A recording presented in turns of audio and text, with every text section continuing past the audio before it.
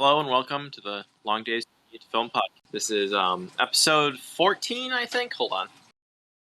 Why do I not know what episode we're on? Because last week we missed a week. We took a week break off. Yeah, episode 14. We'll be talking about American Graffiti and Dazed and Confused.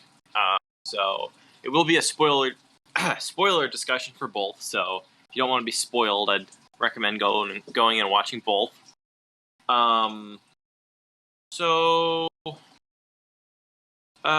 Anything we should shout out here at the beginning? At the beginning? I don't really think so. All right. Oh yeah. Shout out the YouTube channel.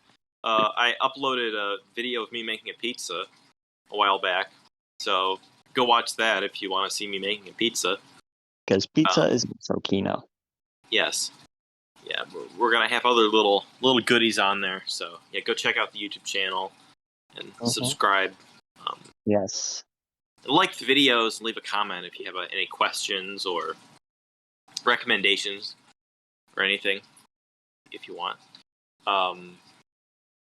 Also, if you're listening on Spotify or Apple Podcasts, I think it's those two. Favorite the podcast if you like it, because I think that's the thing you can do. Also check out our Letterboxd. Yes. Letterboxd. Why am I saying that weird? Our Letterboxd accounts. They'll be linked down below. Yeah. Might put up a Blu-ray collection video at some point on the YouTube channel, so don't want to miss that. I don't know how we do that, but we'll do it at some point. So, should we get directly into the American Graffiti discussion? Why not? So American Graffiti from 1973, directed by George Lucas. I've finally seen all his films. I mean, he only has 6, I think. He has four of the Star Wars movies, this and THX. So, anyway, so what's this movie about? He did Red Tails, didn't he? No, on his Letterboxd, it only has I guess he didn't. No, he wrote it, I think. No, he didn't even fucking write it. Never mind, I'm done. Or at least I've seen all his feature films. I think he has some shorts or something. So what's American Graffiti about?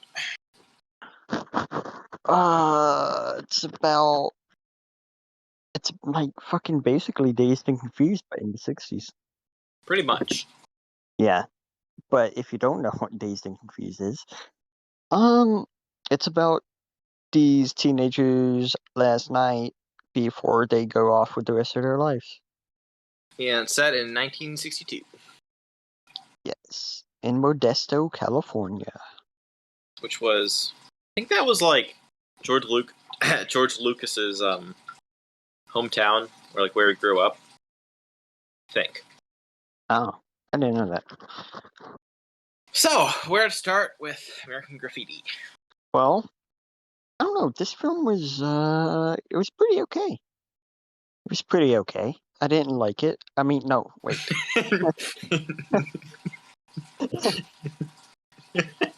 I didn't hate it, but I didn't love it, is what I mean to say. Yeah, so I've seen this once before. I saw it a couple years ago. Oh, wow. And I didn't really feel strongly about it then. And then when I rewatched it, it's this is a really good movie, and I think I kind of appreciate it more after I kind of thought about it, and after I watched Dazed and Confused as well. And I also watched the sequel, More American Graffiti, which I'll talk a little bit about after this discussion. But that made me appreciate this film more. And yeah, I just really like the whole kind of chill vibe it has with just the characters just doing stuff. You know, it's not super plot heavy. It's not there's not a lot of high stakes or anything. It's very just chill. Yeah, I do think that Dazed and Confused, which is very similar. That's why we talked about these two films together. I do think that one's better. but I think it's just like a really I really like the vibes here. You know, and I like the characters. It's really like character driven rather than like big plot or big things happening in it. You know. Yeah. Um, all the actors in this movie are great. Yeah. I did want to say that. The We got acting's like definitely a high point. Ron Howard, Richard Dreyfuss, Harrison Ford is in it for like. Mhm. He's a pretty like small part in it though. Yeah, he's like It's like the kind of barely. yeah, he's like kind of like the hot shot driver guy. And There's some it's other funny because names. like he plays that same character Harrison Ford is and everything. Yeah. But yeah, he's great as that. There's some other actors here, but I'm not sure if they're what am I trying to fucking say here? Not sure. I don't know. I've seen Terry's actor, the character of Terry, Charles Martin Smith, before. Hmm. The other actor I recognized. Terry. The Yeah, he's fuck the was... nerd. Oh yeah. For some reason, I have him written down as just Toad in my notes. I think people were calling him Toad, weren't they? Yeah, it's Terry the Toad. Oh yeah, I like him. I really love his character. He's like kind of like the kind of nerdy kid who Ron Howard's character Steve. He gives it before he goes off to college. He gives him his car, and so he's like driving around like a hot shot in this cool car. And just every scene with him, I really liked. Yeah, like those parts are really funny. I really like the like when he's trying to buy like the liquor, like he goes trying to go into the liquor store. Yeah, That part's really funny. the part where he's picking up the girl is hilarious. Yeah, he's like she says something about she likes the upholstery or something. He's like, oh, you can come in and touch it if you want. You can. Yeah, that's kind of funny. Yeah, so the whole film, it takes place in the early '60s, before the whole, before like Vietnam or the Vietnam War, and Yeah. like the Kennedy assassination and stuff. And so it's kind of like this, like film is kind of odd to me. Yeah. Because okay, like the guy flies off, whatever, but then it gives us like where the characters end up, and it's like kind of dark. Yeah, with the let's see, what was it? Fuck, why am I messing up the characters' names? Yeah, it's like John Milner, the guy who like drives around in the like yellow car. Fuck, I'm not describing this very well. Yeah, he like it says he dies in like a auto or a car wreck a few years later. And Terry like he's missing like in action. Yeah, in Vietnam, and like Steve, Ron Howard's character, it's like he It just said he was an insurance agent in Modesto, and Kurt is a writer in Canada. Which is probably the worst fate of them all. I'm kidding. Yeah. And that's the one thing. I'll talk about the sequel more later, but like, yeah, I'll get to that. But yeah, that's what I really like the movie, because it's like, or I really like the whole like atmosphere, because it is like before all the stuff that kind of defined the '60s happened, with everything, and like so it's kind of like this last like I don't know what's like the hurrah. Yeah, it's like this last hurrah of like the kind of like George Lucas kind of described it. I watched like a little documentary like making of behind the scenes. It's like the last years of the '50s, even though it's early '60s.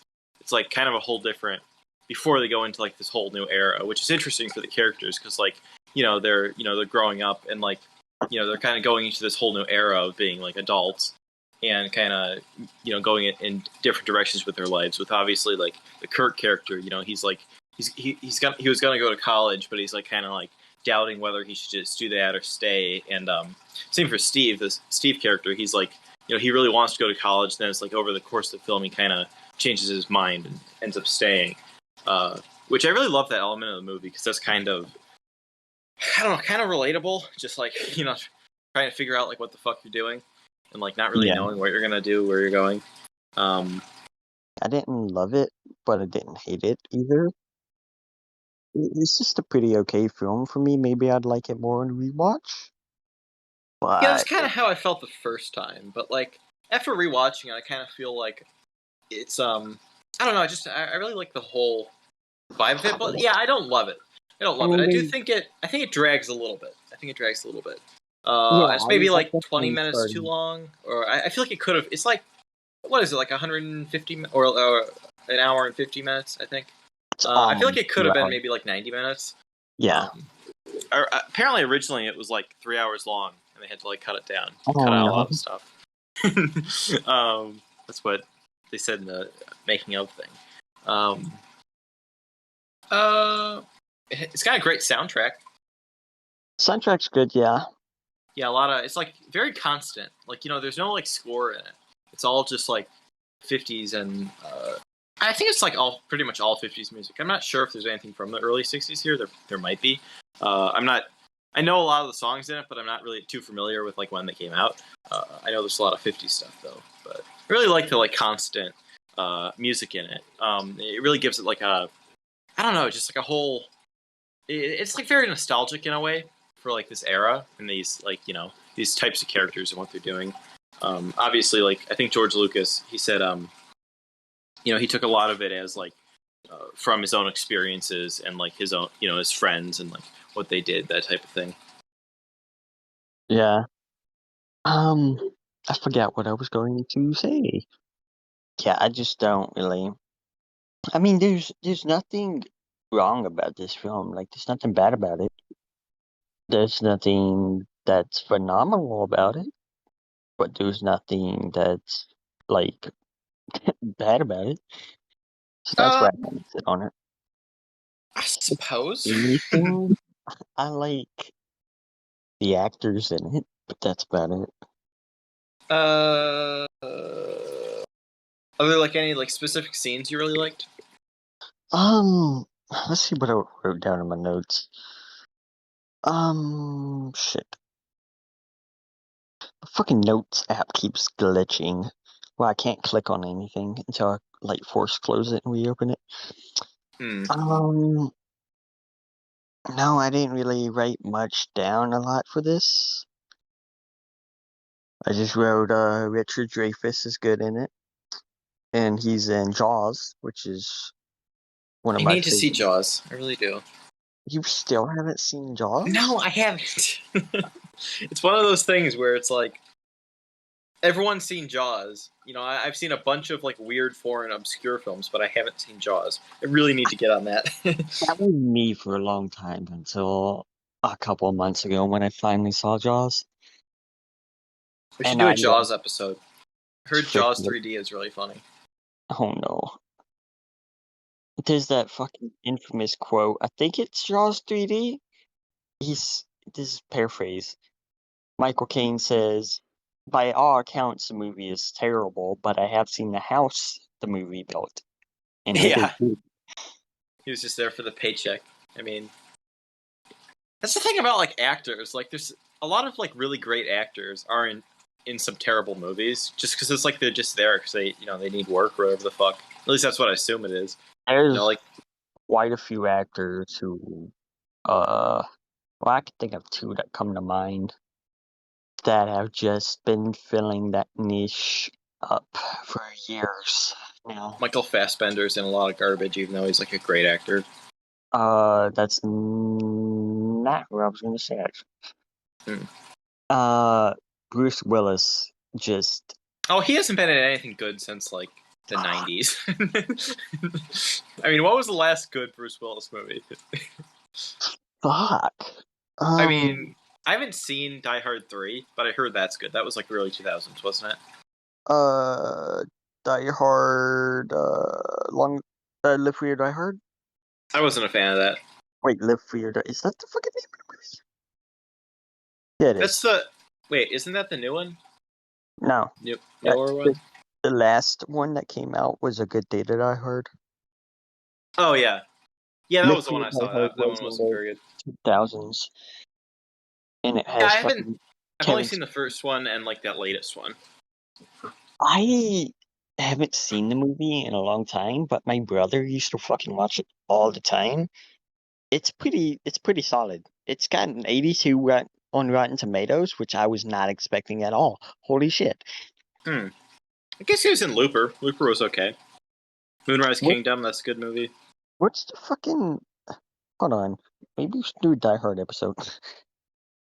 I mean, I'd be. I Oh, don't know. anyway, back to the movie. Back to American Graffiti.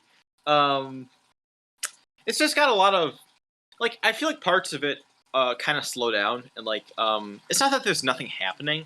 It's just like maybe it's not as interesting to me. But there are scenes in it like I really love. Like I said, the liquor store scene with Terry. Like first he's trying to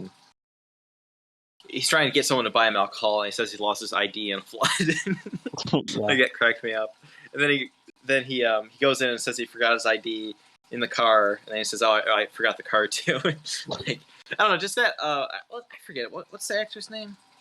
Um, it's fucking. He has like three names: Michael Terry Smith or something. Oh, Charles Martin Smith. Yeah, he's great. He's great in this. I'm not sure if I've seen him in anything else. Also, when he like comes out and he gives the money to another guy, and he goes in and then he just like steals it, and like the guy, the like owner runs out and starts shooting at him. That's like, I don't know, that was funny.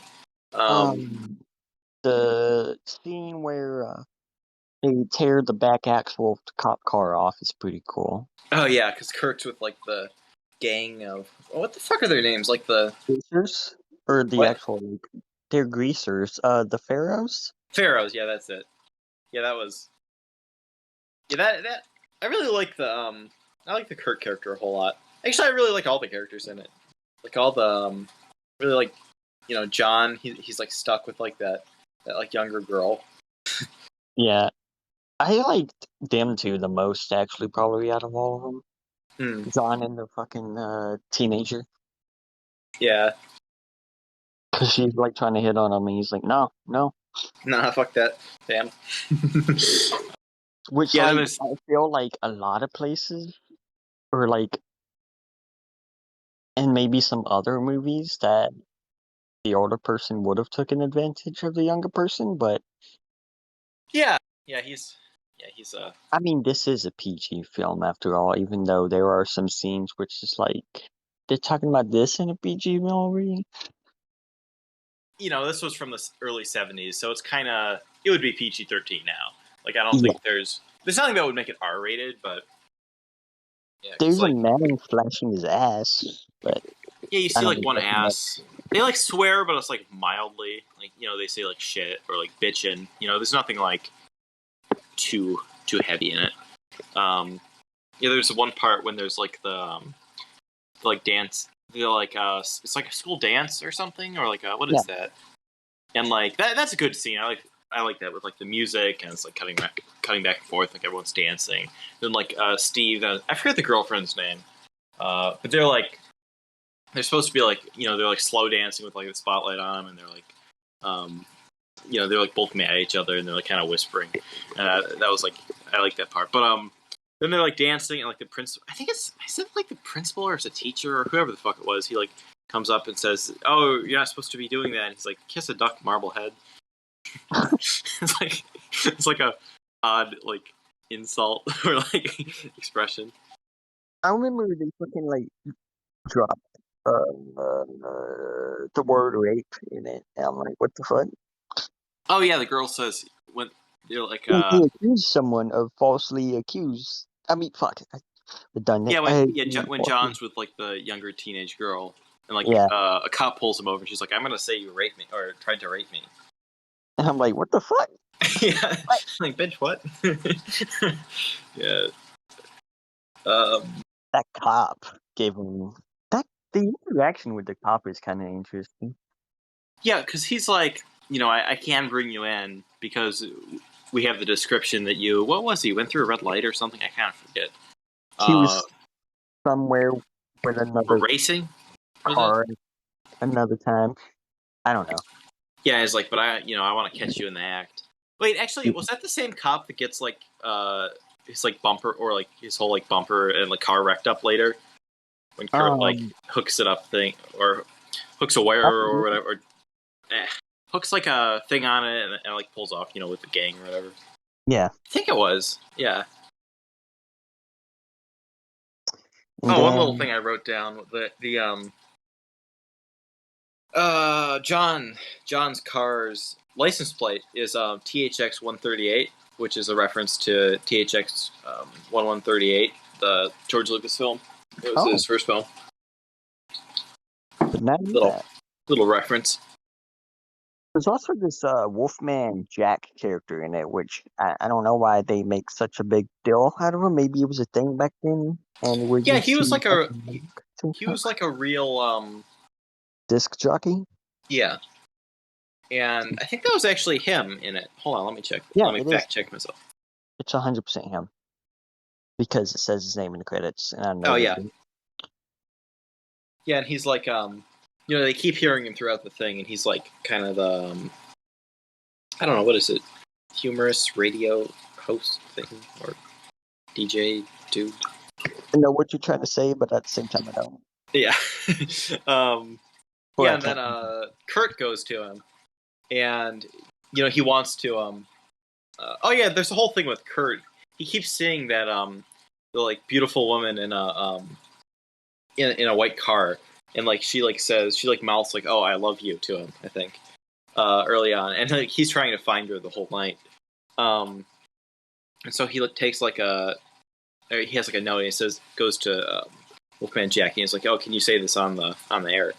And like that guy was like pretending like he wasn't Wolfman Jack, and like he says, "Oh, I only get recordings from him" or whatever. That's like that actually was him. Yeah, that was a good scene. I like that part.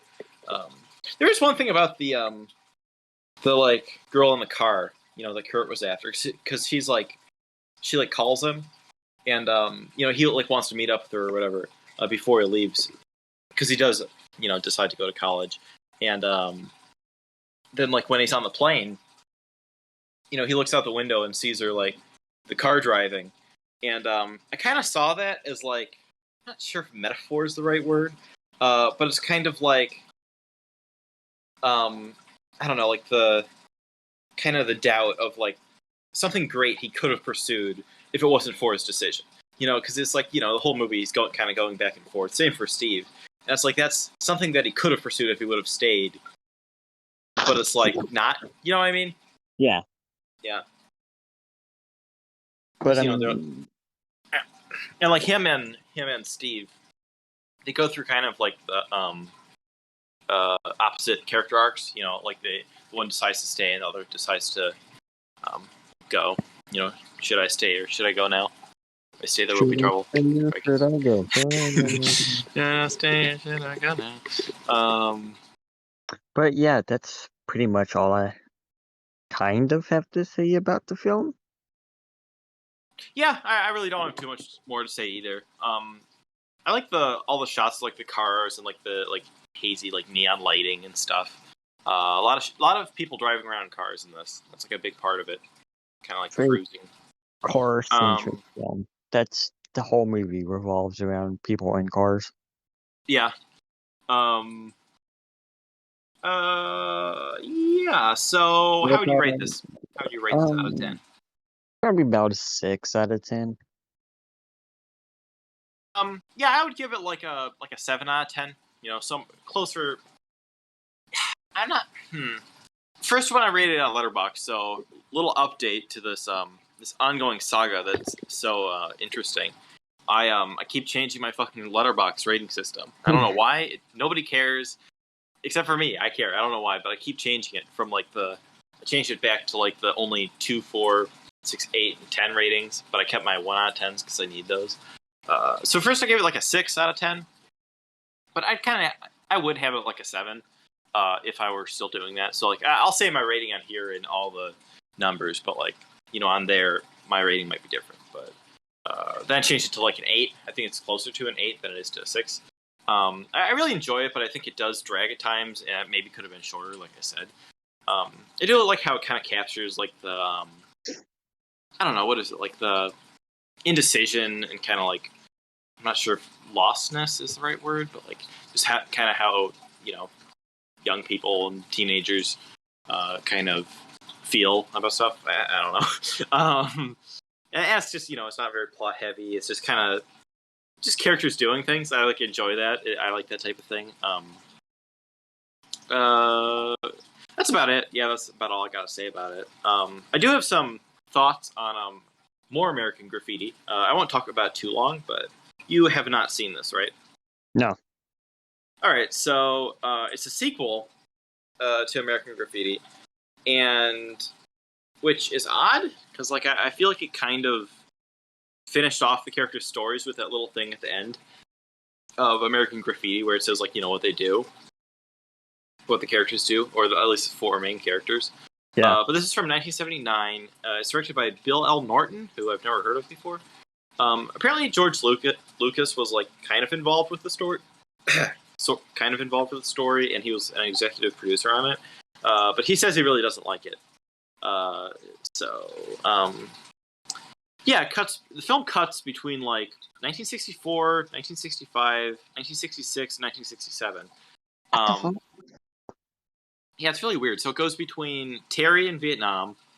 Hold on, let me just fucking. I kind of forget. I forget already. Hold on. Let's see. I forget which years take place.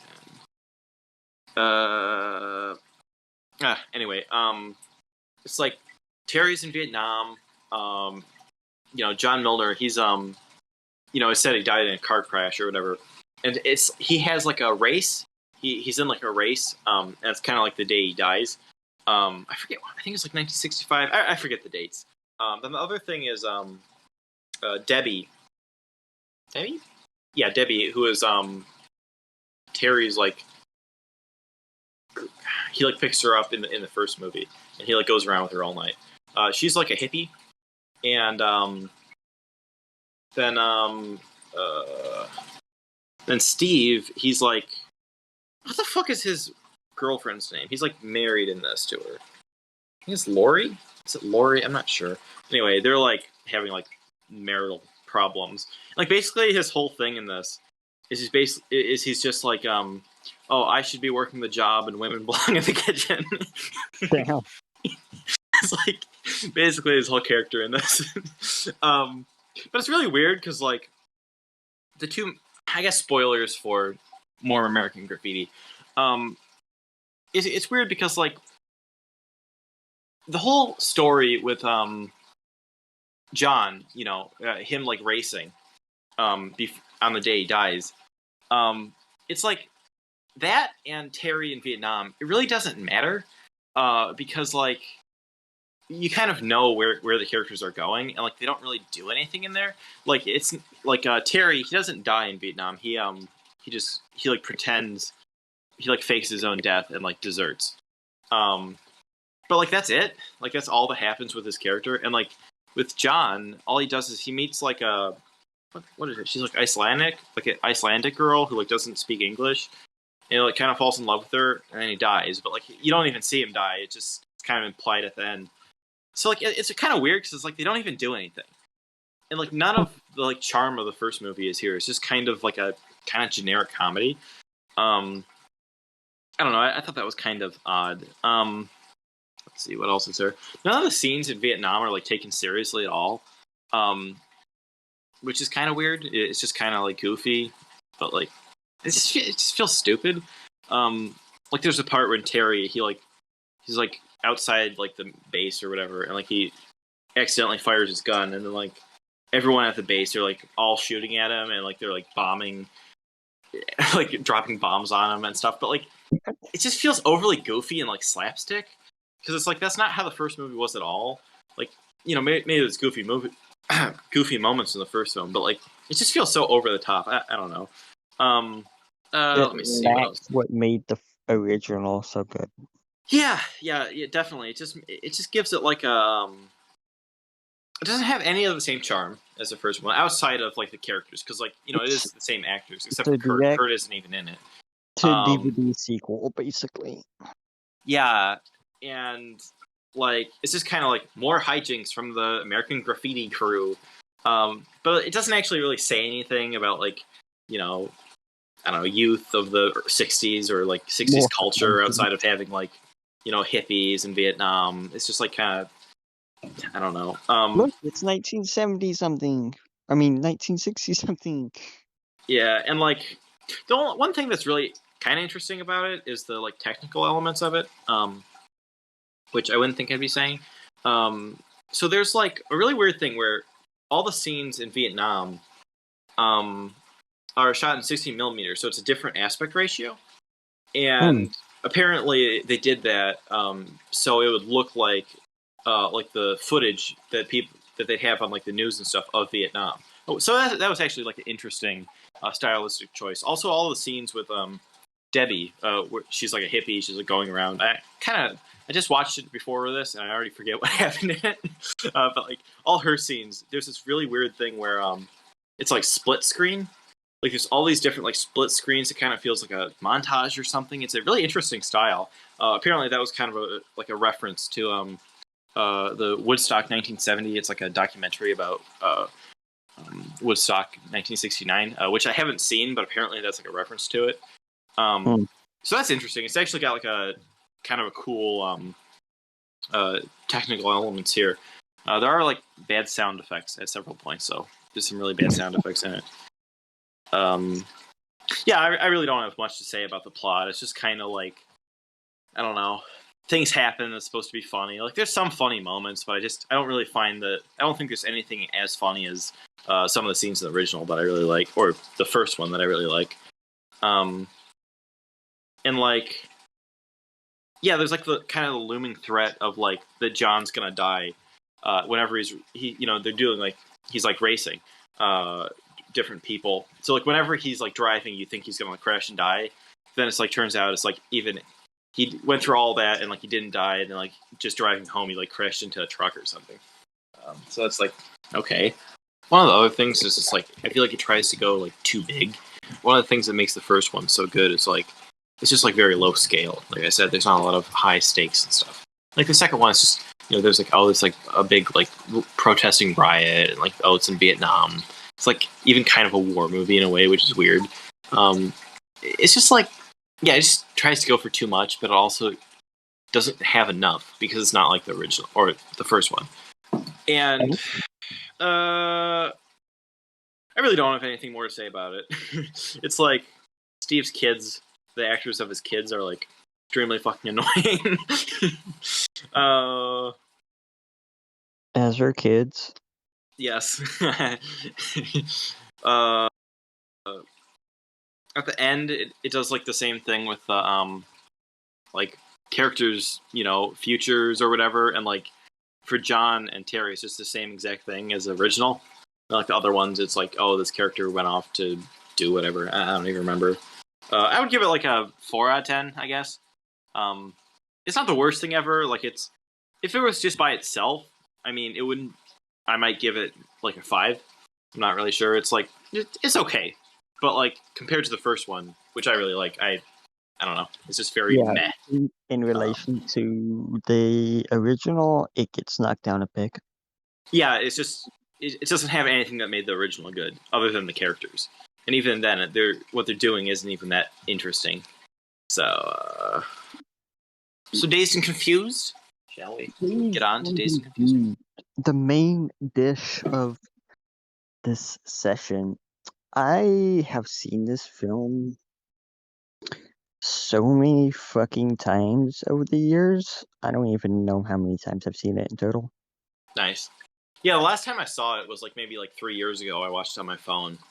What? So yeah, it's like I didn't even really remember much from it other than like Matthew McConaughey's character. And then when I rewatched it, it's like, man, this shit's like fucking great. Like I really love this movie now. So Dazed and Confused from 1993, directed by Richard Linklater, who this is the only film I've seen from Linklater. I really need to see more of his stuff. I really want to see Boyhood and Waking Life and the Before trilogy. I haven't seen any of those actually, but I have seen School of Rock, which was one of my favorite movies as a kid. It still holds up, I hope.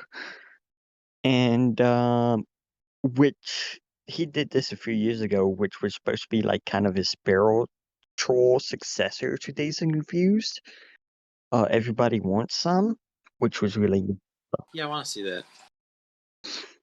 But yeah, this is Richard Linklater film. What's it about? Basically the same as American Graffiti, but it's in the 70s. Well, you can describe it better. It's more like there's a lot more characters in this than American Graffiti. Yeah. A lot more jumping around. It's about in May 28th. No, I don't know what I said in May 28th. In May 1976, it's the last day of high school, and it really just follows several groups of kids throughout the. Is it through like? Are there any fucking sophomores and juniors? I don't remember. I feel like it's mainly just freshmen and seniors it focuses on. Yeah. Because there's only that one group of freshmen.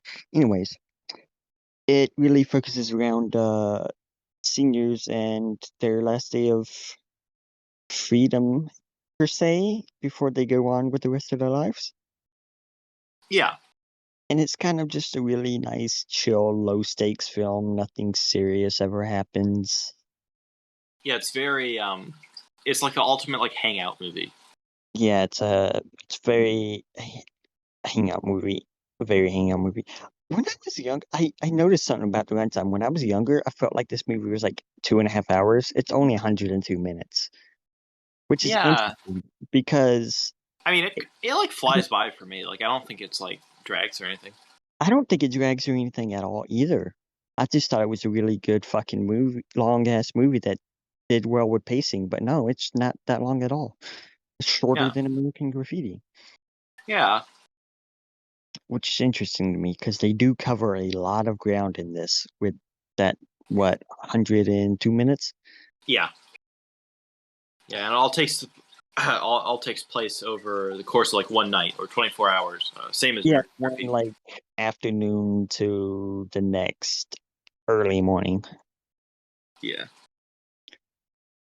So like 12 hours or no, 16 hours, whatever. Yeah. Not important. It's kind of hard to like pick a group and talk about them because like there's so many and we just get confused. Yeah, it's kind of hard to talk about like the plot because like the plot, I mean, it's not non-existent. You know, it's like, you know, the premise is, you know, there's these people, you know, these teenagers, and they're, you know, they're gonna. It's just after, you know, the last day of school, and they're gonna, you know, party or, you know, do whatever. Like that's the premise. Like it's not. It's not plot heavy, which, you know, like American Graffiti, I really love about it. There's a lot going on. Yeah, it's all about like the characters, which I really love. And several groups. There's like 4 or 5 groups, I think. Okay, so let's try it to start. There's Randall Pink Floyd, I should say. Yeah. The football guy. His little group. There's the freshman dudes. Yeah, there's the freshmen, then there's like the fucking high school senior hazer dudes. Yeah, with like Ben Affleck, and they like go around like like chasing down the freshmen and beating them with paddles. Which is very funny. There's the like off. I don't want to say like outcast, but like kind of like, outcast. Kind of like the nerdy kids in a way. Yeah, of the senior class. And then there's the female chicks who well, the stoners are kind of with the just everywhere. Yeah. And they're what do I fucking call them? Just the female seniors, I guess. So like 5 groups of people. Yeah. All throughout. And they kind of go back and forth. You know, there's different interactions between them. It's not just entirely just following each group. You know, they all kind of like merge back and forth in different scenes. Yeah. The cast of this film, for one, is very stacked. Yeah, great cast. We've got Jason London, Ben Affleck, Mila. I never know how to pronounce the last name. Jovovich. I don't know. Jovovich. It's like Russian or something. I don't know. Fucking Resident Evil lady, whatever. I haven't seen those. Parker Posey, Adam Goldberg, Matthew McConaughey, our guy. Nikki All Cat. right, all right, all right. I don't recognize that name actually. Joey Lauren Adams. And Rory Cochrane, who is the stoner. And he's amazing in this film. Yeah, he's like, what the fuck is his character's name? I think it's Slater. Fuck. But yeah, he's great. I really love the stoner. It's a He's little like, hard to keep up with the names in this film, but you're able to because you'll just attach the face to the character. yeah. Anyways, yeah, it's Ron Slater, the stoner guy. Yeah, all I remember is like Pink, or is like, the main, kind of the, not really the main character, but he is in a way. Yeah. They like kind of follow his story all the way through. Pink is like the central through line that touches every group. Yeah. Yeah, he's like, I just gotta say, he's like the chillest character. Like, because like everyone kind of likes him in it. Like the freshmen like him, and the the seniors like him, and like he's very chill. Mm-hmm. Because he befriends one of the freshmen, and that's kind of a big part of him. Yeah. He gives the freshman kind of, how do I say it? The night of his life, I guess. Yeah, because the other seniors, they're all, they're all like. He's the guy fucking with a paddle, which is a weird yeah aspect in modern times, but yeah, there's like that scene when like Ben Affleck, he's like chases the two kids up to the house, and like the mother comes out with like a shotgun, and he's like, "Well, I'm sorry, ma'am. I was just escorting your fine young son home from school. There were some ruffians about, and I." Yeah.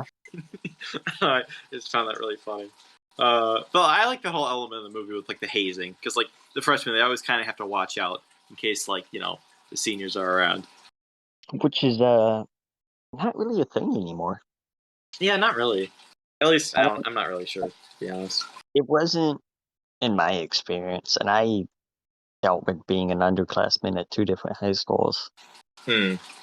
So I never really experienced anything like hazing wise. I don't know when that kind of just stopped happening. Yeah, maybe it's just a 70s thing.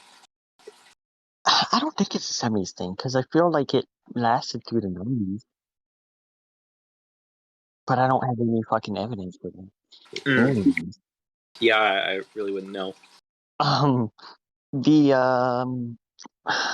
What else are we talking about? The soundtrack is... Oh man, great soundtrack. I really like the use of this soundtrack much more than the fucking American Graffitis, but that's probably because it's more contemporary. Yeah, I would say same. I mean, I really like the American Graffiti soundtrack, but this, I think I know more of the songs. I really love the songs. They got like, fuck, so many. Let me just look up the soundtrack. There's so many great things in here. Sweet Emotion. Yeah, that's like the opening scene with like everyone in the high school. It's like, yeah, I really like that scene. Slow Ride, which is the last song in the movie. I think got some Alice Cooper in there. Oh yeah, because that song got fucking stuck in my head earlier. No more Mr. Nasty. Yeah. They got Leonard Skinner, Deep Purple, Kiss, Black Sabbath, Ted Nugent, Nazareth, ZZ Top. Oh yeah, it's just great soundtrack. Really, really great. And I love the way it's used. There's like that scene when they're I forget Matthew McConaughey's character's name. Anyway, him and like a couple other guys are walking into the like Emporium. What is this? Like pool tables and like just where everyone kind of hangs out. Is that a bar? I don't know. Anyway, they're like walking in, and it's like kind of like slow motion, and like Bob Dylan's Hurricane is playing. It's such a cool scene. Man, great soundtrack. So many quotes in this film that have stuck around. Yeah, probably most famously, just Matthew McConaughey's. All right. It's like such a. It's like such a like simple line. Yeah, that's like so iconic. it's kind of I'm kind of paraphrasing it, but it's like that's the thing, man. You get older and the girls stay the same age, Oh, yeah. which is kind of a creepy remark in hindsight, but Yeah. it's like Apparently, the word man is said 203 times in this movie. I saw that in the IMDb trivia. let me guess, fucking Sterner says like 160 of it. Yeah. Yeah. What other good quotes are there? I wrote a few down. Matthew McConaughey's when it's just like, be a lot cooler if you did, or like, you gotta join. No, I mean, be a lot cooler if you. I should clip some of the quotes and just throw them in here. That'd be cool. Yeah, sure. Be a lot cooler if I did. I really like when Pink says, "Oh well, if I start saying, or what the fuck is it? I'm just saying that if I ever start referring to these as the best days of my life, remind me to kill myself." That's a good line. Same. Yep, relatable. That's what I love about these high school. That's what I love about these high school girls, man. I get older, they stay the same age. Yeah, Matthew McConaughey like kills it in every scene he's in. He's great in this. Like he's I like this. When did Matthew McConaughey come out on the scene? this was like a second movie, I think, wasn't it? I don't know. I have Hold no on, idea. let me check. I Earliest. He was around before '93, but I'm not sure. Yeah, it says this is his second movie. His first movie was My Boyfriend's Back from 1993. The fuck? Yeah, he was in like Dazed and Confused, and he was in like Texas Chainsaw Massacre 4. Yeah, he wasn't like a big Contact, and I just read the title of the movie Contact and said it. He wasn't like a big like star until like when? When did he become like a? I want to say mid to late '90s because he definitely was bigger in the late '90s because he had the movie with fucking Woody Harrelson, who also wasn't that big until the '90s. This is totally unrelated to fucking anything, but Woody Harrelson's father was a hitman in real life. What the fuck? You didn't know that? No, I didn't. He was like a mob hitman, I'm pretty fucking sure. What? Okay. I gotta Google it now. Just, I think I'm getting it right. Yeah, he's a fucking. He killed someone famous. Oof. Okay. Yeah, he was convicted of assassinating federal judge John H. Wood Jr. Jesus. in Texas.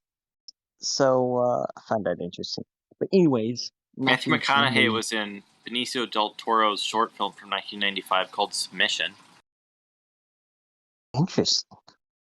Anyway, yeah, I love Matthew McConaughey in this. I mean, I really love like all the actors in this are good. I think everyone like plays their parts really well. Yeah, I like the kid that plays the freshman, Mitch. I think is his name. Yeah, Wiley Wiggins he doesn't act anymore. He runs an arcade, I want to say, in Texas. I don't know if he still does that or not. But last time I Googled what he does, I know he's a game designer for sure. Oh, interesting. A native of Austin, Texas, he is the nephew of Lanny Wiggins, who was a member of Janis Joplin's early band, the Waller Creek Boys. Let's see. Oh, he was in Waking Life. I need to see Waking Life. I heard that's really good. I actually have the I shouldn't rat on myself, should I? I have the download of that movie. I've had it for like 6 months. I should watch it. Yeah, he burnt it from the DVD. It's all cool. I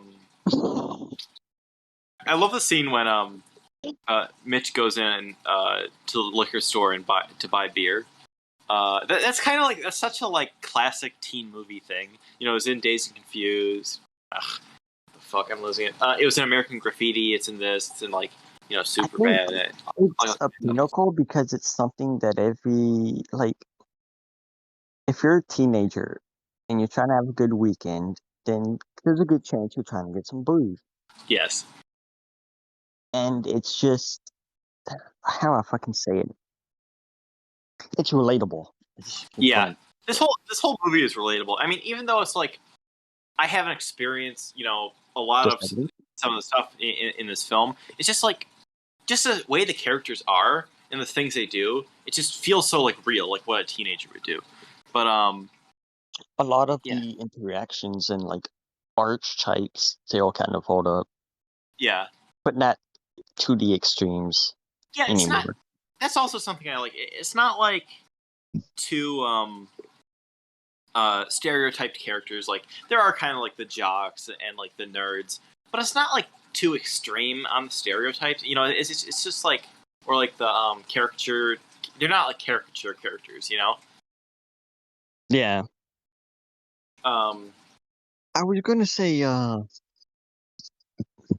it's like a little disappointing that not a lot of these actors were. Aside from it's funny that Matthew McConaughey might be the biggest actor to come out of this movie. yeah, definitely. Because like when I watch this, I Well, kind Ben of see it Affleck as in the like case, he's like though. the one. I've Like seen Ben I mean, too. what? Ben Affleck. Yeah, yeah. It's like, but especially Matthew McConaughey, it kind of feels like, oh yeah, he's like the one big star in this. But like, when this came out, like he wasn't even a star yet. This was like nobody even knew who he was. But like, let's see, something weird in my notes. Oh, here's a real question. If there was the perfect female body with the head of Abraham Lincoln, would you smash? Um, Yes, I would. 100%. You ever seen a picture of Abraham? He's kind of hot, not gonna lie. um, With the top hat and everything. I'll just fuck perfect female butt. Fine, fuck it, go with it. Yes, I forget who said that. Was it? I don't remember that. I remember that's early in a movie. That's very early in a movie. Yeah. Was it Slater the Stoner or was it one of the like nerd guys? I forget. It was between like one of them, yeah. Yeah. But the actors. I mean, some of them here and there are kind of famous, like Parker Posey, Adam Goldberg, Jason London, but there's only two huge actors in this movie. Yeah. Or people I would consider huge nowadays still. Like household name wise. I guess Mila Jovovich too. Kind of. Oh yeah, she's I mean, she's not like I wouldn't say like a huge star, but she's like well known enough from like Resident Evil and Fifth Element and stuff. every single one of her fucking husband's films. What? Paul W.S. Wait, no, it's not. Yeah, Oh, that's her husband. I didn't know that. are they still married? I'm pretty sure they are. I Yeah. do not know. Yeah, they're still married. When did they get married? 2009? They were together before. Anyways, fun fact: their daughter was in Black Widow. I have not seen it. Yeah, their daughter is the girl who plays young Black Widow. But none of these actors are really household names except for who we've mentioned. Yeah. But yeah, I feel like they know... probably could have like gone on to be like, because they're really good in this. Yeah, I would say Jason London probably should have gotten bigger than he did get. And I'm sure Wiley Wiggins would have, but I'm not sure he was very much into the whole idea of acting. He doesn't seem like the type, considering his short filmography. It just seems like he had a chance and didn't care to take it because he was more interested in games. I feel like I took a lot of notes, yet I also didn't take a lot of notes. Like I took a lot of notes, but a lot of them aren't very substantive. That's not the right word. Substantive? What the fuck is the word I'm thinking of? Substantive? Substantive. That's anyway. I was not gonna lie, I was like kind of drunk when I watched this, and like it really elevated it. Not that this movie like you need to be drunk to watch it, but like I feel like that really makes it I wish I had like. I wish I was like had some of the Mary Jane, you know, some of the Devil's Lettuce, you know, to go with this movie. I feel like that would be good. Yeah, You know what I mean? it's definitely a film that would recommend for film. Even though it's perfectly fine without it. You can watch this movie completely sober Yeah. and enjoy the fuck out of it. And if you don't, then fuck you. Yeah. Yeah, if you don't like this movie, you can take a step back and literally fuck your face. Anyway, And record it, please. there's a part when Slater, they're on top of the what's it called, the moon tower? They like climb to the top. Slater's like, Yeah. Man, imagine how many people are out there fucking, man. Like looking at the city. He's got some really good lines. Or like when he's like real high, or I think he's always high. Like he's high like the entire movie, even when he's in school. But like he's saying like, you know, George Washington was like, you know, into like alien cults and shit. Like he'd come home and like, you know, Martha Washington would just greet him with like a huge bowl. He'd smoke or like whatever he's saying there. It's like it's really funny. I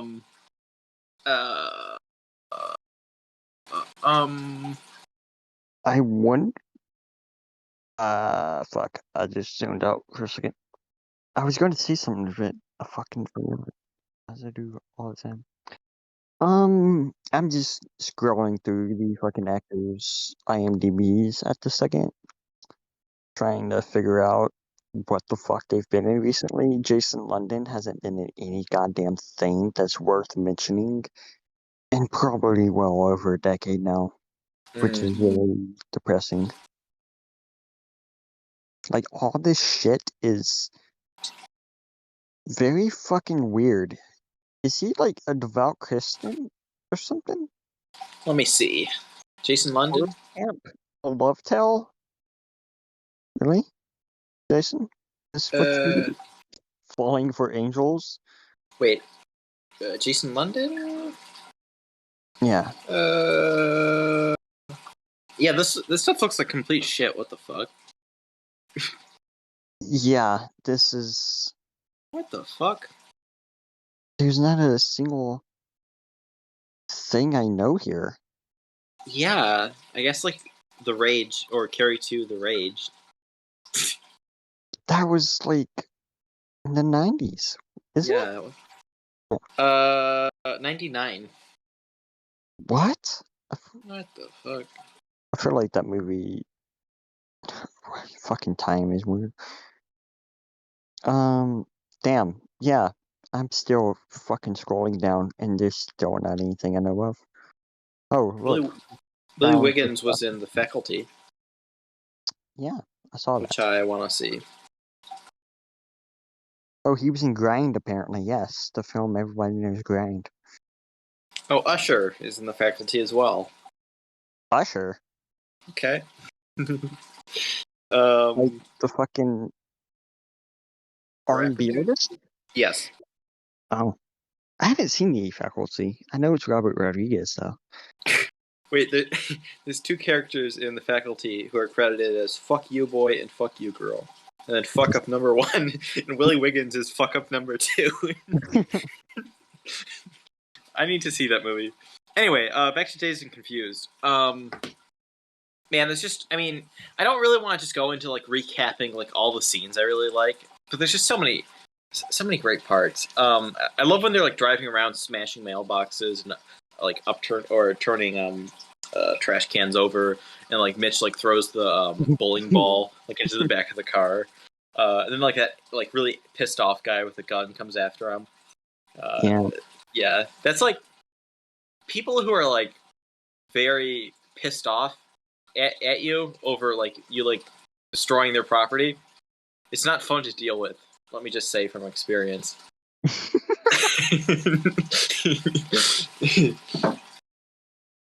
Yeah, I don't know something about that. But, yeah, it's just, this film just hits all the right beats, you know? And it's like, it has a lot of stuff going on in it, but it never feels like it's, like, too much, or like it's, like, trying to cram in too many characters, or too many plot lines. It all feels natural. Yeah, and there's the whole thing with like the one guy who I forget his name, but he was gonna have like a house party, and like, but then he like the guy with the beer keg, he like shows up early, and like the parents find out, and then it's like people keep like showing up to the house thinking there's gonna be a party, like, yeah, The that was dad's funny. like, "We're not going anywhere, honey. Unpack your bags." Yeah, the like kind of like nerd kids, they like show up and like the father opens the door and they're just like nope, like turn around. Oh, there's also that scene when the at the other party at the moon tower, when The fight? I forget her, no, I was gonna say the like red-headed girl, she's like with the like nerd kids, she says like oh, you know, maybe it's like every other decade rocks because the 60s were awesome and now the 70s suck, but it's like it looks cool. Like the 70s look fucking awesome from this movie. Like, I don't know.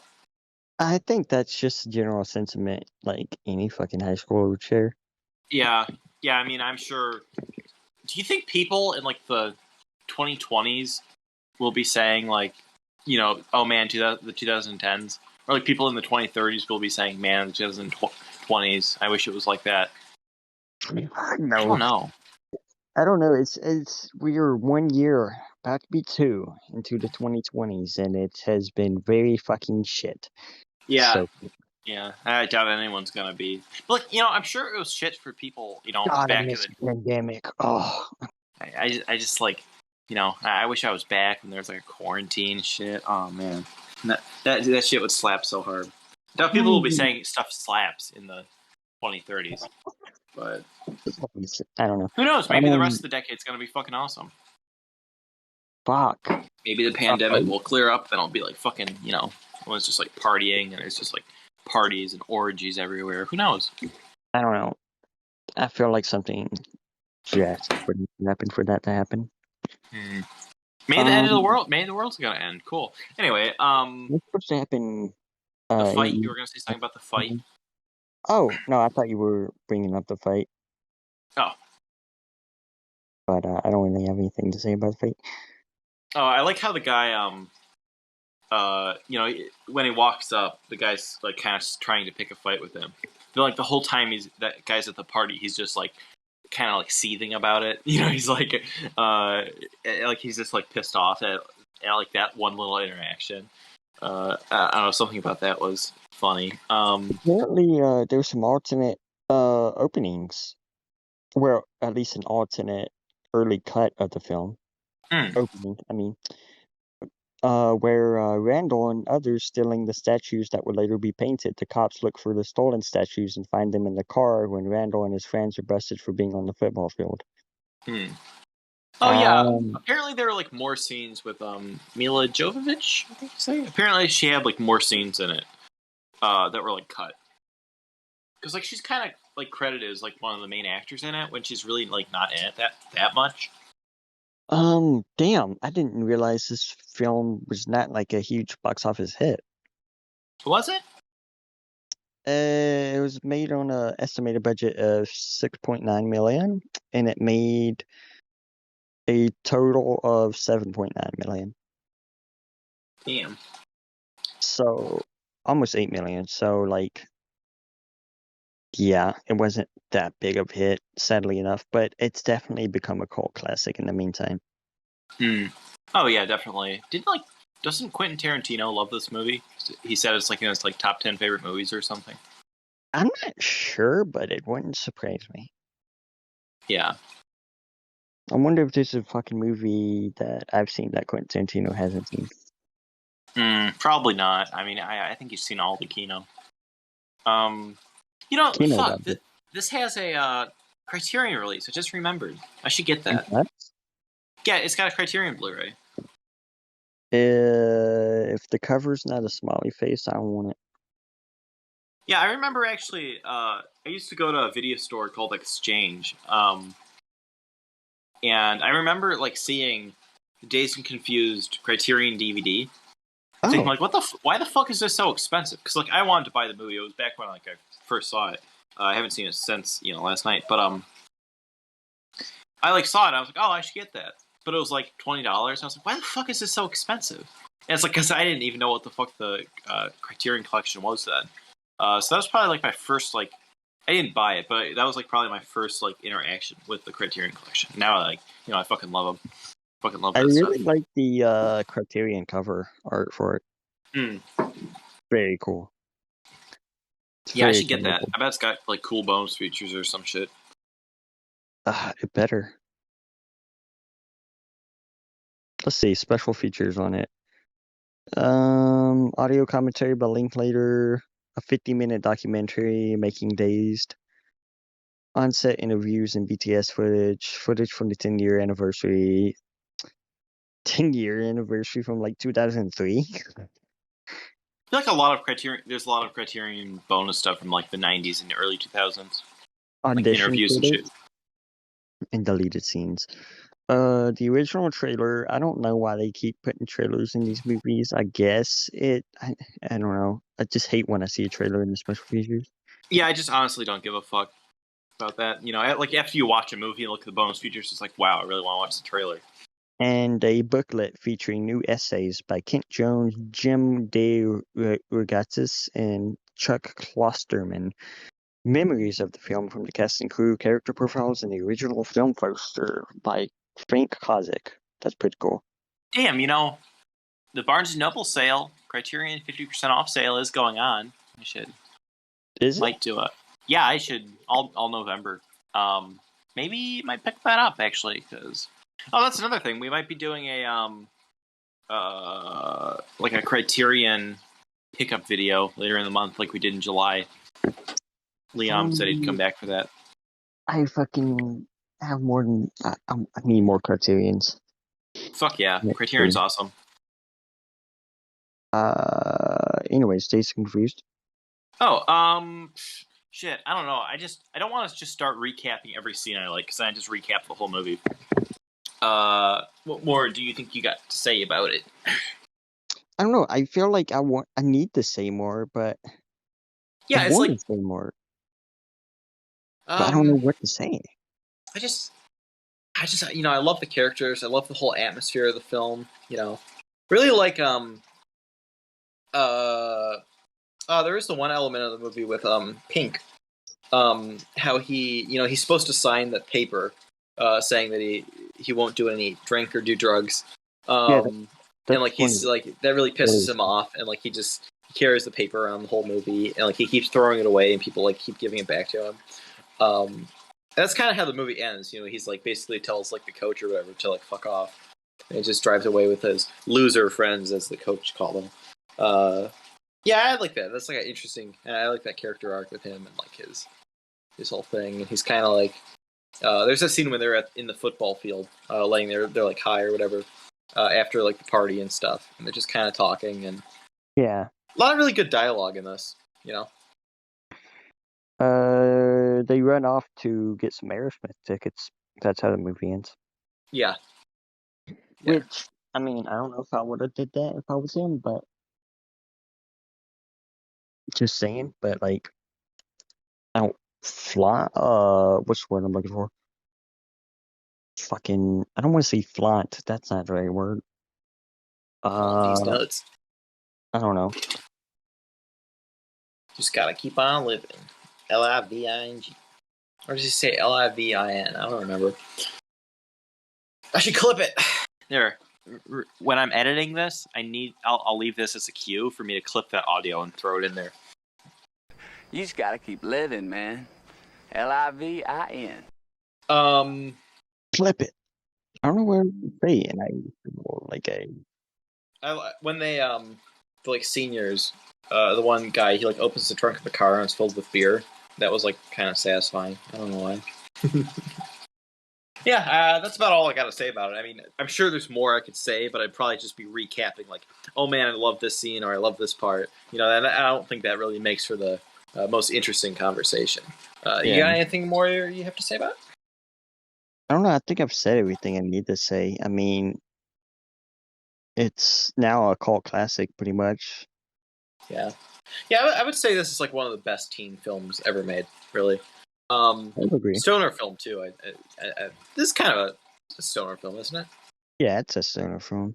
Yeah, it's just like it's just such a vibe. That's how I describe it. The whole movie's such a vibe, and it's got great like lovable characters.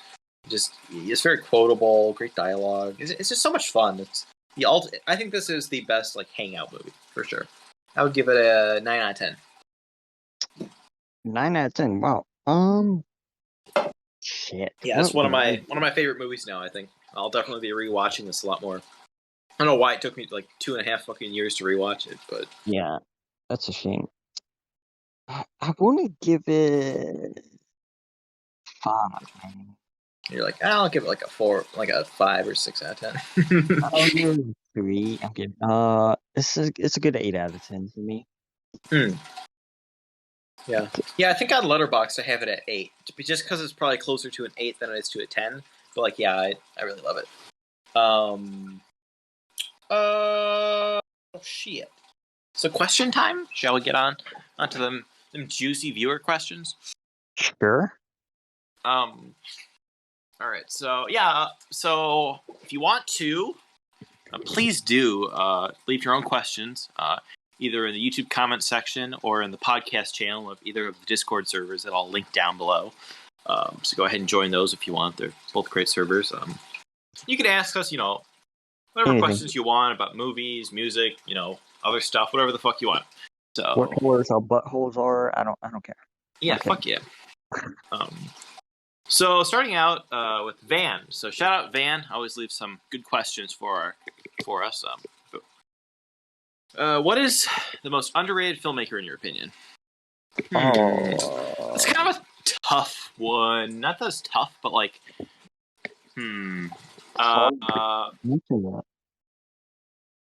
let's see. Let me think about this for a second. Underrated filmmaker. I would say like Harmony Korine is kind of underrated. I mean, he's definitely got his following, and like a lot of people love his films, but just in general, I feel like some of his early stuff, like Gummo and Julian Donkey Boy, stuff like that. I feel like he's kind of underrated. I would kind of maybe say Greg Araki. Oh fuck yeah! I forgot about Greg Araki. Name doesn't get brought up as much as it should in today's climate, particularly. Yeah, he's got like Mysterious Skin and like The Living End. Like fuck yeah, he's got some great films. He's one of the more important LGBTQ directors. We should do an episode on his. We should do at least an episode on like Mysterious Skin. I fucking love that movie. Or just Mysterious Skin and The Living End. Or Totally maybe Fucked Up is good too. Pair it up with something from John Waters, maybe. I don't know. Damn. I like Larry Clark. He's a good director. I mean, Kids is like Larry Clark. See, exactly. He's underrated. He did the film Kids from 1998, I think it is, or 96. Anyway, the one about kids giving each other AIDS. Which is, a lot of people know that film, but like his other films like Bully and Ken Park. He's got some other ones too, which I haven't seen, but like from what I've seen, I really love his films. I mean, it's a specific style and like I know some people don't like him because of his portrayals of like teen sex and different stuff, but I really enjoy his films. I think they're really good. Jeremy Saulnier is pretty. Oh yeah, funny. yeah. Green Room is great. Blue Ruin too. Blue Ruin. I have not seen Green Room, but I have seen Blue Ruin. Oh, we should do a double feature of like Green Room and Blue Ruin. That'd be great. Blue Ruin's on Max too. Perfect. Murder Party is fun too from him. I own that and still have not watched it. I wasn't a big fan of Hold the Dark though. That one was a bit meh. Who else? I kind of want to say like Todd Solondz, but like that might not be how you say it. But like a few of his films are like pretty well loved. I'm not sure if you could really call them underrated. Like Happiness and Welcome to the Dollhouse. Like those are kind of like cult classics. So I'm not really sure if you could call them underrated. Who else? Maybe in pop culture sense he's underrated. Yeah, like in general, he's not up there with like he's not like a household name or anything, but Known among us, people like us, but not like anyone who doesn't fucking. If you know what fucking Criterion Channel is, you'll probably heard of them. If you don't, yeah. then you. That's like a barometer.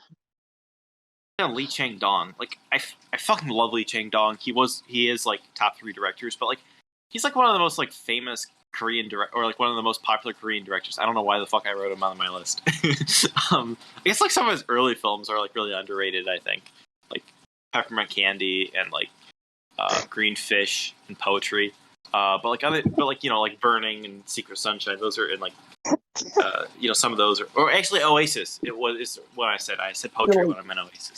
Was laughing. I googled underrated directors on fucking Google, and from Tarantino, sources to web, Steven Spielberg, David Fincher. Oh, fuck off. David Fincher, Kelly Reichardt, which is actually Really? Kelly Reichardt is. I'll let that one slide. Hold up. Really? Wait, who was it? Kelly Reichardt. Oh, let me just look up. Underrated directors. 29 most underrated directors. Darren Aronofsky. David Lynch. Yeah, David Lynch, one of the most influential filmmakers. Yeah, he's so underrated. Peter Weir, Yorgos Lanthimos, the Wachowskis. Yorgos Lanthimos. Well, actually, no. He's not underrated. He's like... He's not... no. Luc Besson, Paul Thomas Anderson, Wes Craven, John Carpenter. John Carpenter, come on, like the most famous horror director ever. And Wes Craven, get the fuck out of here. Matthew Vaughn. Actually, Matthew Vaughn, I'm not sure if he's really that underrated, but he's made some good films. Danny Boyle, Todd Phillips. David Fincher, Hideo Kojima, Robert Zemeckis, Sergio Leone. Spike Lee. Alright, get the fuck out of here. You have anyone else for real? Antonio Campos is kind of underrated. He did like After School and Simon Killer, which I both really enjoyed. I also liked Devil All the Time, but like I didn't love it. I don't know. I feel like Jim Jarmusch, however you say his fucking name, it might. I don't know. I feel like that might be another case of not known to anyone who doesn't know film well. Yeah, if you, like you said, if you have the Criterion Channel, you're gonna know who fucking Jarmusch is. But like, yeah. Oh, I know. Be Gone. I might be saying this wrong. It's like a Chinese, I think. Be Gone. He did like Long Day. What this podcast is named after, Long Day's Journey into Night, which is one of my favorite films ever. Also, Kali Blues. Those are like underrated. Like people don't really talk about them, and they're like some of the best like modern, or like best films from the past 10 years. I think both of them are fucking great. Yeah, he's underrated. Chris Sullivan. He makes animated films. He did the film Consuming Spirits, which took like 15 years to make, and like barely anyone's fucking seen it apparently, and like it's fucking amazing. I love that film. I'm excited for his new film, The Orbit of Minor Satellites, which comes out next year, which took like 10 years to make as well. So yeah, he does like stop motion animation. It's really, really amazing. Yeah, he's definitely underrated. We need to talk about Consuming Spirits at some point, and like we need to pair it with like another like stop motion movie that like is very well known, so people will watch for that and hear about this super fucking underrated movie. It's like I love that movie so much. You got anyone else, or should we move on to the next question? Shit. What's his name? No, I don't know if he's that underrated. He's been. Well, I guess I might throw him out there if I threw out Jeremy Saulnier. Fucking what's his goddamn name? Taylor Sheridan. Oh shit, yeah, he did like Wind River, and did he do Hell or Higher Water? Yes. Or he write that? I don't. Shit. I'm pretty sure he directed it.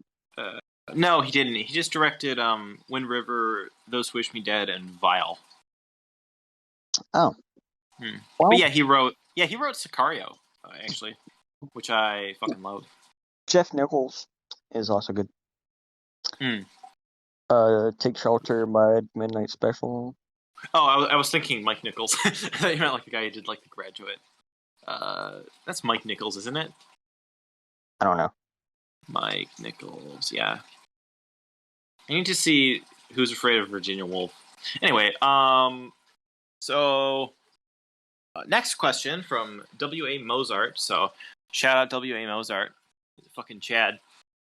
He's actually gonna probably come on the podcast at some point. So that's epic. I'm sick. Will you guys consider doing film studies degree? I've Doing considered it. I've definitely considered it. Yeah. I've We considered kind of it talked about since I this was in the fucking third middle part. school. Oh, sorry, what? Oh, no, I was saying, we have mentioned this question kind of before, I think. Yeah, we talked about it on the third part of the Shining episode, the Doctor Yeah. Sleep part. But as I was saying, I've thought about this since like fucking middle school, to be honest. So I don't know. I think as it stands right now, as much as I do love film, I'd probably go somewhere else, but I could still end up doing film again. Hmm.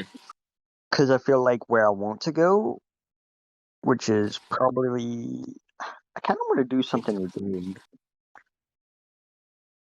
But I'm not sure how fucking far an English degree would get me. Hmm. Yeah, for me, basically, like, no. Speak it, motherfucker. But yeah. Anyways. Yeah. For me, it's I talked a little bit more in the part 3 of the Shining episode when we talked about Doctor Sleep. You know, if you want to hear me go into a bit more depth. But yeah, pretty much no. I don't think that's something I'm gonna pursue, even though I love films. And I'm interested in like filmmaking process and stuff. I don't think it's something that I would pursue as something I do. But like I might make short films. I might try and just make independent short films. Yeah, that's about it for that. Next question, also from W.A. Mozart. What's your opinion on extensive film theories and film analysis? That's an interesting question. Yeah, interesting question. How do I approach this one? I think it's really interesting to like dissect a film and its like meanings and themes, but I feel like some of the experiences of watching a film is kind of lost then.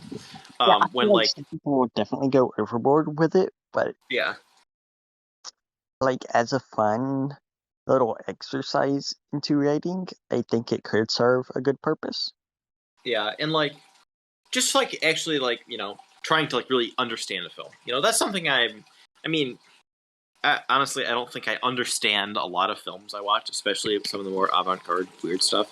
But like, I could see trying to like really dissect something, really get to the core of what something's doing. Just to like understand it. But like, when people do stuff as like, kind of like we talked about in the Shining episode, how people really kind of go overboard sometimes with like trying to like figure out movies and like what does it mean. When like, I don't really think that's the point. Some of the times. Yeah. Sometimes like that's not the point. Isn't to be like, oh, I don't know what this movie was about. I'm gonna look it up. And then you see this giant fucking thesis on it and be like, oh, that's what it's about. Video. It's like I don't think that's really. I feel like something's just kind of lost there when it's just being like explained. Like yeah, pretty much. that shit irritates me. Fucking Twin Peaks 4.5 hour video. Oh, God. But like, yeah, I think it's interesting, and I think when people can really analyze something and break it down, I think that's interesting, and I'm I do like some of that stuff, and like just for like film theories. I don't know. I mean, that's like, or I guess it's extensive film theories. I don't know. It's cool. It's cool, but it's not something I'd want to do. It's like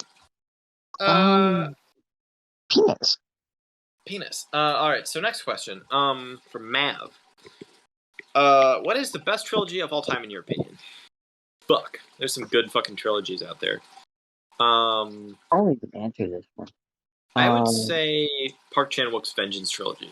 Actually, that's like, I mean, they're not like related other than being thematically in the same director. But like that is kind of a. Are we talking like unofficial trilogies too? Like something like the Cornetto trilogy? I don't know. I'll count them. Why not? Yeah, I would say Park Chan-wook's Vengeance trilogy. I love those films. I don't know. I don't know if I have an answer. Just trilogy? Fuck. I really like the Back to the Future movies. Yeah, The third one's a little bit weak though. Actually, I have a whole I have a whole bunch of trilogies that are good except for the third one. Let's see, The Godfather. What else is there? Human Centipede. Shrek. Yeah, Shrek. Three Shrek movies are great. Shrek. What else is there? I thought I had more. I wrote down a bunch of trilogies. Oh yeah, Hostel, Rush Hour. Okay.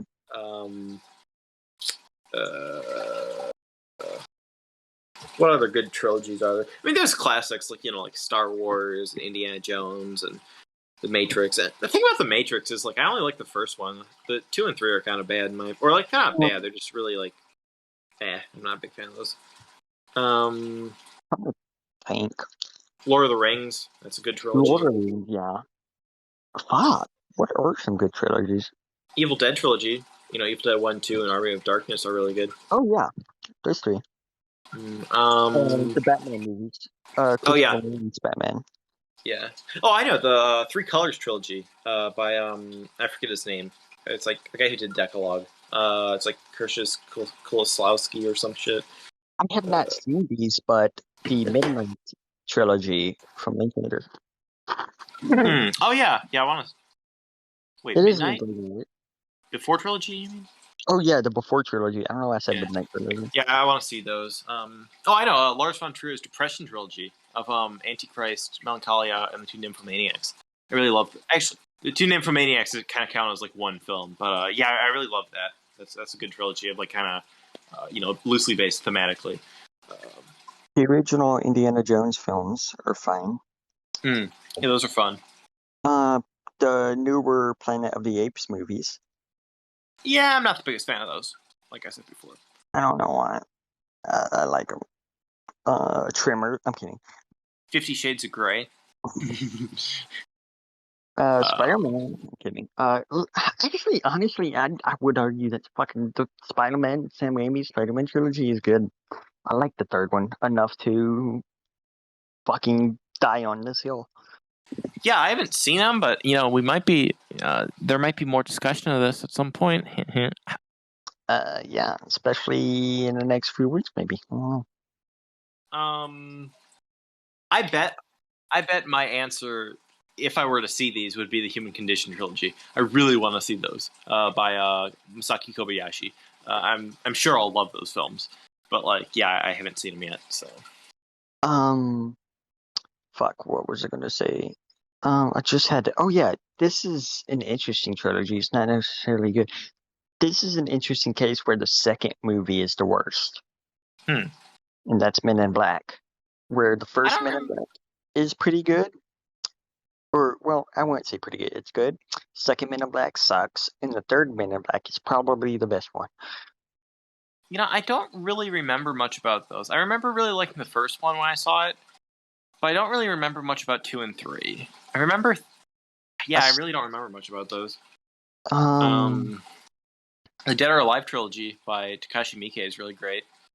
Except for the third one's kind of weak. But Black Society trilogy is great from him as well. What? The Dollars? Oh, yeah. Yeah, fucking... Yeah. Now we're just naming trilogies. Oh, the answer was what is the best trilogy? I don't know if I have a best or favorite for Human Centipede. Probably the Human Centipede. I'll go with Back to the Future then. Oh man, I forgot. Abbas Kiarostami's Coker trilogy. That's a really good one.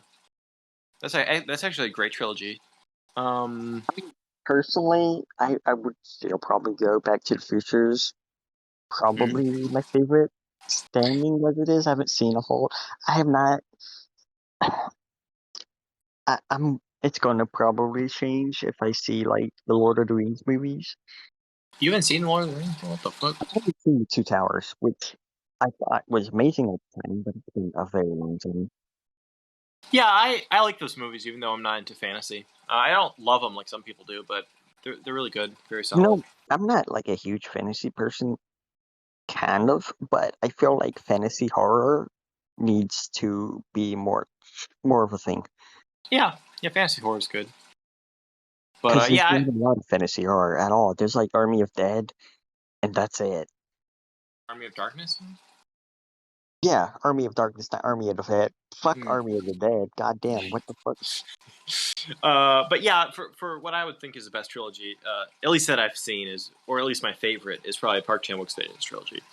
I've only seen the middle one of that, I think. Old Which Boy is- is fucking amazing. what is the middle one of that? I can't. Old Boy. Is it Old Boy? Yeah, it's Sympathy for Mr. Vengeance, Old Boy, and Sympathy for Lady Vengeance. Oh, my bad. I've only seen the first one then. Mm. Sympathy for Mr. Vengeance, which is a fucking great movie. So I was, discussion of that soon, maybe two. I'm not. Anyway, Actually, I was looking at like trilogies. It was a list of trilogies on Letterboxd, and there's 3 9.5 weeks movies. What the fuck? I didn't know What? there were 3 of them. What the fuck? I've never seen the original. I've seen like most of it. It's like bad. Another 9.5 weeks.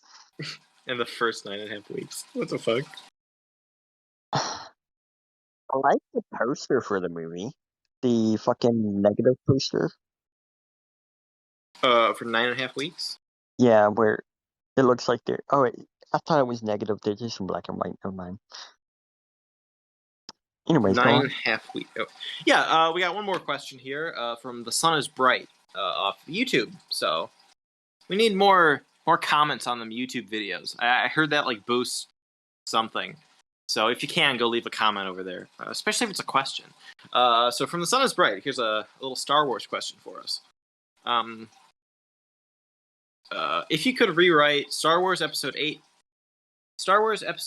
and 9, given The Force Awakens already exists, which direction would you take the trilogy? Would you build more on some of the storylines set up in The Force Awakens than the actual movies did? Assuming you watched the latest trilogy, thought it would be an interesting question, even if you're not a big into Star Wars. Have you seen the Star Wars new trilogy? The new trilogy? Yeah, like Yeah, the newer I've seen ones. all the- What was the question again? Sorry.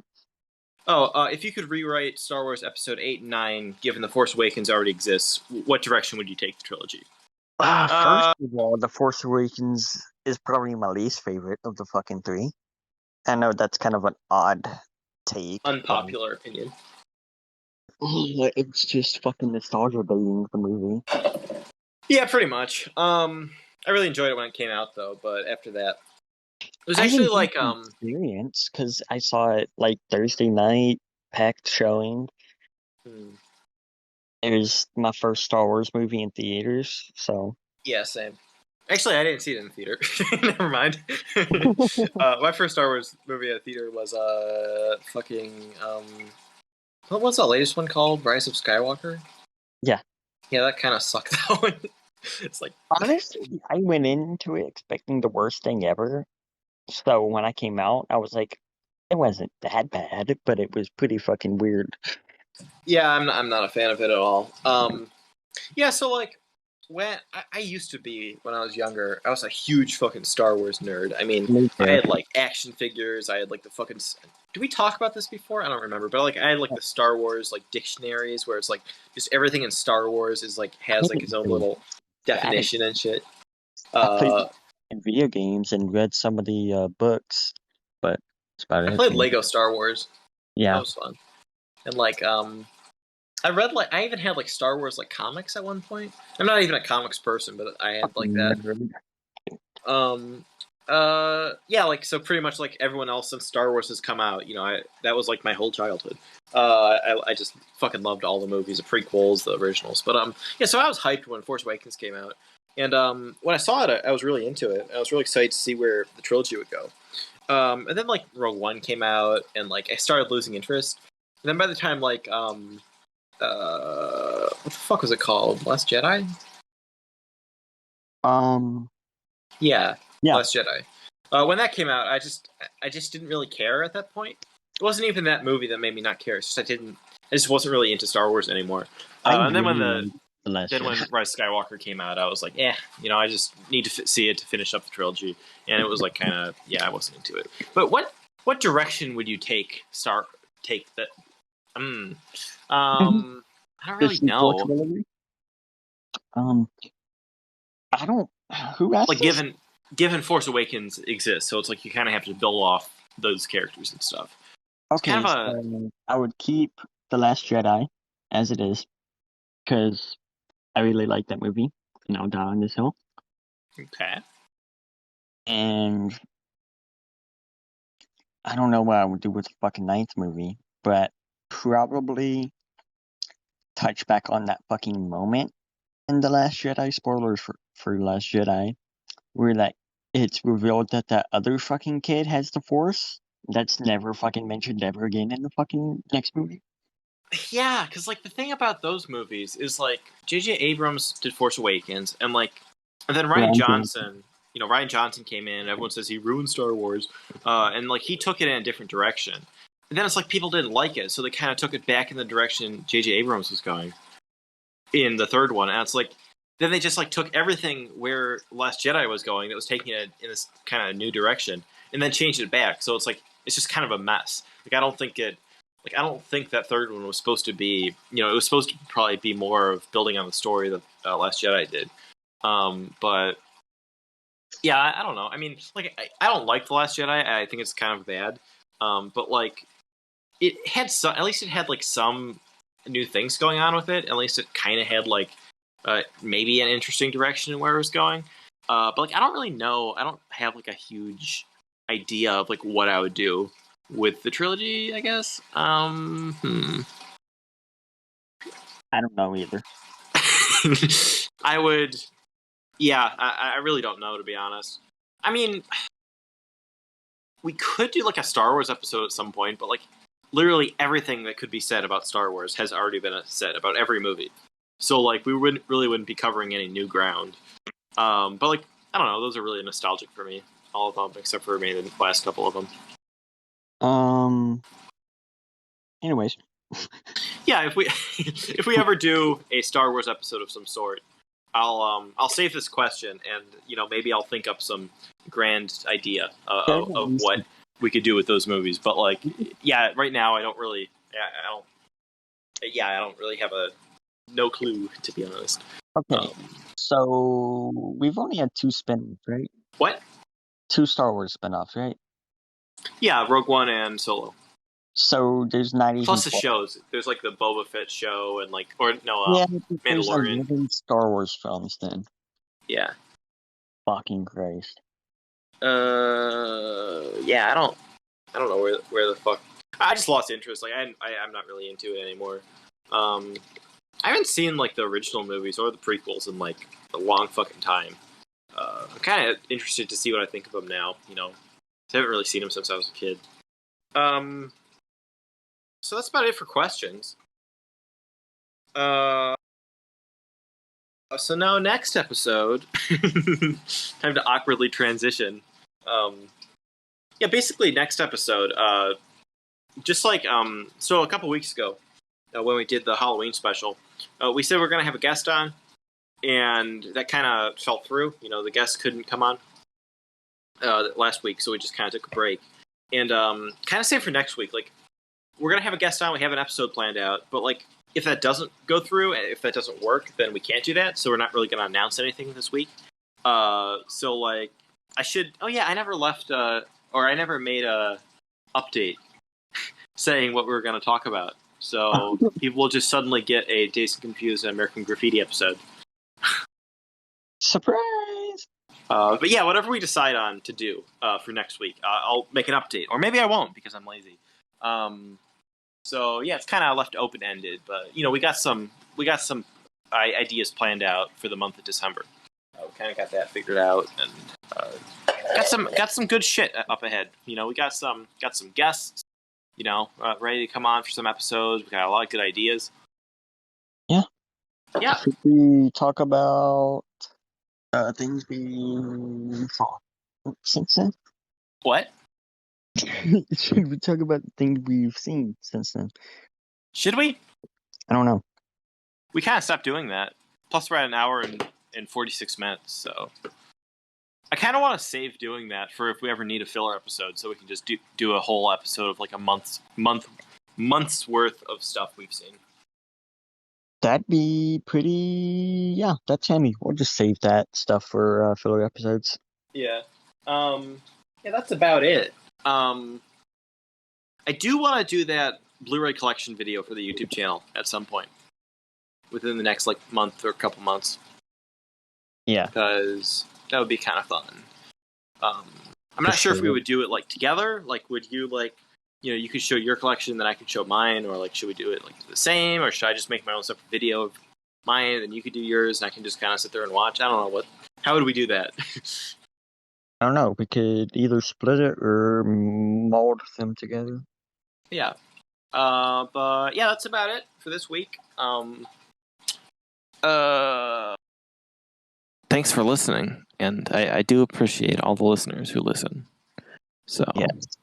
Leave a like if this is on the YouTube, or favorite it, or give it a high rating, or whatever the fuck or whatever you want. Give it a low rating too if you want. If you dislike it, dislike it. I'm not your father. I'm not going to tell you what to do. And then end it. Okay. I'll just throw in Matthew McConaughey, a quote from Dazed and Confused at the end here. It'd be a lot cooler if you did.